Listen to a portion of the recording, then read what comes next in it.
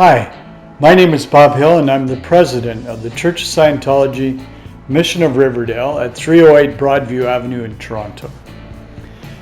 We're going to do a Sunday service today, and I'm glad you're here to hear it.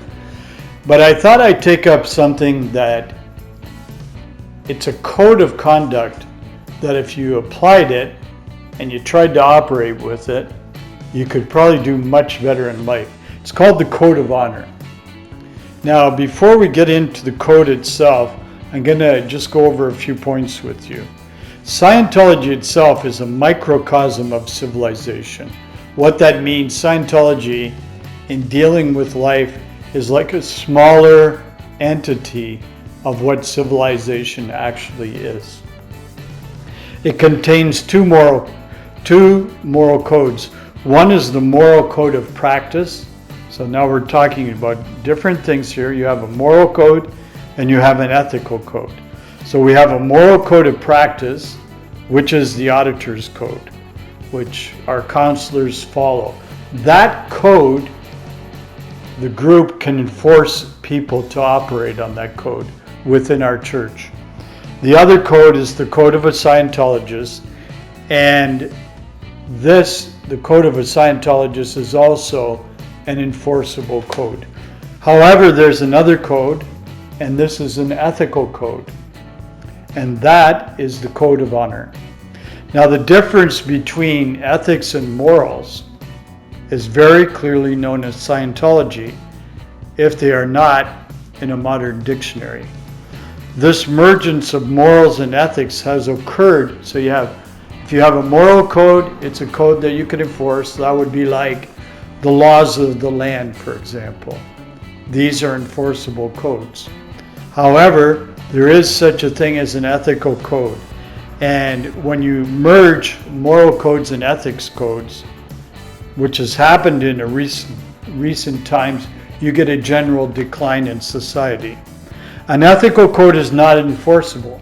The Code of Honor is an ethical code. It is not to be enforced, but is a luxury of conduct. Isn't that interesting? It's a luxury of conduct. A person conducts himself according to an ethical code because he wants to, or because he feels he is proud enough or decent enough or civilized enough to so conduct himself. An ethical code, of course, is a code of certain restrictions indulged in to better the manner of conduct in life. So you use it to better your own conduct in life, and it's purely based on your decision. The thing with the ethical code, though, which is the Code of Honor, for example, if you follow it, you personally will do better in life and in all the areas of your life. So I'm going to start by giving you the Code of Honor. First point, never desert a comrade in need, in danger, or in trouble. So you say, well, I wouldn't do that. But think about that. Let's say your friend is feeling a little blue, down in the dumps, not feeling too well, and they just want to get in communication. So maybe you could just get in communication with them and help pull them out of that tailspin. Or they got in some real trouble. Your best friend did something illegal, broke a law, and he's going to go to jail. And he needs your help, just in terms of being there to communicate for him. So would you completely disown him? Or would you say, well, he's basically good, and I'm going to see him through this? So that's never desert a comrade in need, in danger, or in trouble. Number 2, never withdraw allegiance once granted. It's a pretty good one. I mean, you agree to a certain way of operating. For example, I have staff in the mission here. They're volunteers, and they decided to help this mission out to be here so that we could get Scientology out to people, or in this case, with Sunday service. You may think, well, it's just you, Bob, you're just up there talking. No, there's a whole group of people around me who support me and help me and make it possible for me to do what I'm doing. So never withdraw allegiance once granted.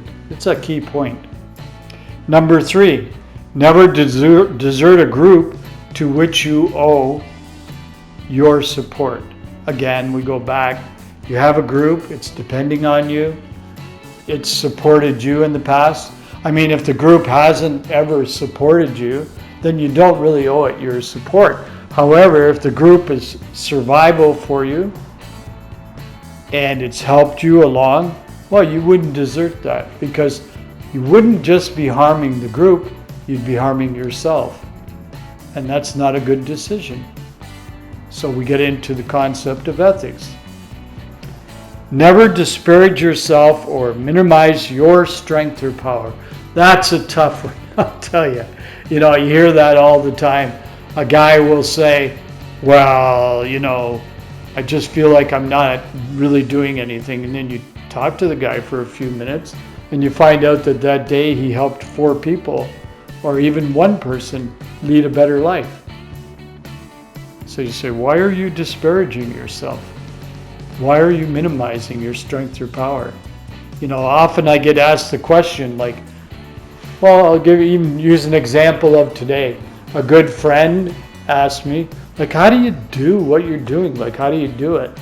Well, I don't really get into minimizing my strength or power. I validate those things which are forwarding survival activities. And for some reason, you know, you may have watched a movie called Forrest Gump, for example. I'll use that as an example. Here's a guy in that movie, wasn't the brightest guy in the world. However, he just went about his life and did things. And things just seemed to go right around him. Things got better, he did better, and he ended up having a pretty good life. He never minimized his strength or his power. He just didn't have a concept of doing such a thing.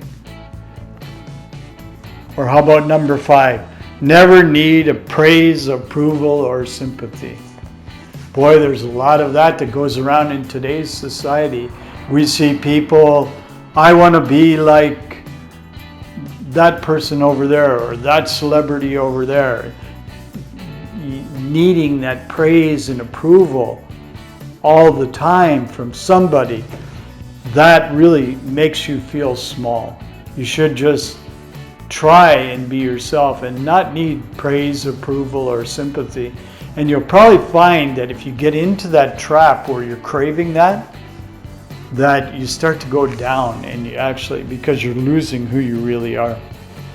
Which leads us to number 6, never compromise with your own reality. Tough one again. If your reality, you know, like you could look at it, we could look at it from a money viewpoint or a work viewpoint. If you never compromise with your own reality, if your reality is to improve your condition, help other people, etc., all the rest of the things will fall in line. But if you change your reality, like, oh my God, my reality is I just got to make money. Well, see how happy you are. You won't be very happy, I'm afraid. Never permit your affinity to be alloyed. Number 7. What does that mean? Well, simple. You have a certain amount of affinity. You have a certain amount of way of liking people and so on. If you take that and try and change it into something other than what it is and use that to better your ends, you're just going to go downhill. So never permit your affinity to be alloyed. Keep it pure, keep it simple. If you love somebody, you love somebody. That's the way it is. It's not complicated, and you don't have to use it to benefit or take advantage of some other person. The next one, number 8, is another very important one, because you find people, oh, I get phone calls all the time and I'm so sick of people coming to me. Well, number 8, do not give or receive communication unless you yourself desire it. That's your right. You can make a decision. If you decide to take the communication, well, then deal with the consequences. But if you apply this datum, do not give or receive communication unless you yourself desire it. Make that decision yourself. If you don't desire it, you don't desire it. You can't be harmed for that. Number 9, your self-determinism and your honor are more important than your immediate life. Another one. You've seen guys give away their self-determinism, give away their honor, go and do something that's not quite right, do the wrong thing. Well, they're not living a very good life. But if you follow this point, your self-determinism and your honor are more important than your immediate life. You'll find you're going to be much stronger and you'll accomplish your goals. Number 10, your integrity to yourself is more important than your body. Integrity, what does that mean? Well, knowing what you know, seeing what you see, that's your integrity. So it's more important than your immediate body. So keep that in mind. Try and keep your own integrity. If you see something and you see it, or you experience it and you know it, well, don't let yourself be swayed into thinking another way just because it's the social thing to do. Don't give that up. Keep your personal integrity. Number 11, which is very applicable for today, never regret yesterday. Life is in you today and you make your tomorrow. That's pretty special, that one. I mean, why you see people walking around, oh, I remember when I was 25 years old. You know, my friend, he's 68, okay? He had all kinds of trouble in his life financially and things weren't going well. When he was 63, he decided to start up a business. He was deeply in debt, and instead of regretting being in debt and all those years of being in debt, at the age of 63, he started up a company, and that company is now making $4 to $5 million a year. And he's wealthy. He doesn't have any debts anymore. So you see, he didn't regret yesterday. Think, oh, I'm getting too old, or I can't do it because of my age, or I can't do it because in the past these things have happened. So never regret yesterday. Life is in you today and you make your tomorrow. Number 12, never fear to hurt another in a just cause. Now, I'm not saying take that to its extremes, but if someone is in front of you and they're causing trouble and they're making mistakes and they're trying to get you to hang around with them and so on, well, if you got to tell them, look, I don't want to be connected to you, I don't want to be part of this, don't be afraid that you're going to hurt their feelings. You have to make that decision if it's affecting your survival. Again, this is an ethical code, so it's entirely up to you whether you follow it or not. I'm just recommending that if you follow this code, it'll help you. Number 13, don't desire to be liked or admired. There's another one. You know, you see so many people today, like, you know, doing selfies all the time, posting them online, people worried about how they look or how many hits they're getting. Well, really? Like, don't desire to be liked or admired. That's like a one-way ticket down. So try and apply that and see how your life goes. You know, for me personally, I run a business. I have the mission here as well, and I kind of go along in life. People say, well, are you on Facebook? And I say, no. Why do I have to be on Facebook? How about Twitter? Are you on Twitter? I go, no, I don't even know how to get onto Twitter. Well, how about putting this app in so people can see you? And I say, I don't even know how to use the apps. But at the same time, I use a lot of live communication. I go and see a lot of people. I'm in communication. A lot of people know me. I just don't desire to be liked or admired. It's just the way it is. I mean, it's my choice. And number 14, be your own advisor, keep your own counsel, and select your own decisions. That's a tricky one because all too often we crave others agreeing with us. And if you do that and you're looking for agreement on what you're doing, well, you're whistling into the wind. So try and be your own advisor, keep your own counsel. You know, if you make a decision, go for it. And select your own decisions. 9 times out of 10, you're going to make the right decision on your own. Simply because you are basically good. And based on that, chances are you're going to do the right thing. And then number 15, be true to your own goals.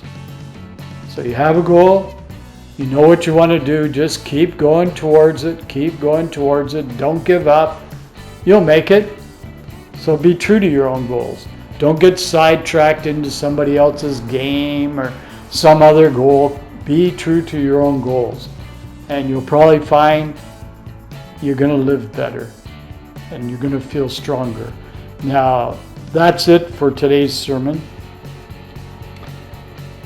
The Code of Honor clearly states conditions of acceptable comradeship amongst people and what you're doing. So try and follow that simple code. I know it, I mean, it's not like if I look at it, like you can say, well, it's not that simple if I tried to do all those things. Well, you will find though, if you try to follow the code, that things will get better and better and better for you. But you have to try and apply it with a clean heart and try and, look at things when you're applying it and stay in communication with your fellow man. And, like he says in the Code of Honor, don't let your affinity be alloyed. Even though you feel like, I would just like to punch that guy in the face, you're letting your affinity be alloyed. Don't drop your affinity. Keep it up there. You'll find you'll have a better life. So that's it for today's sermon.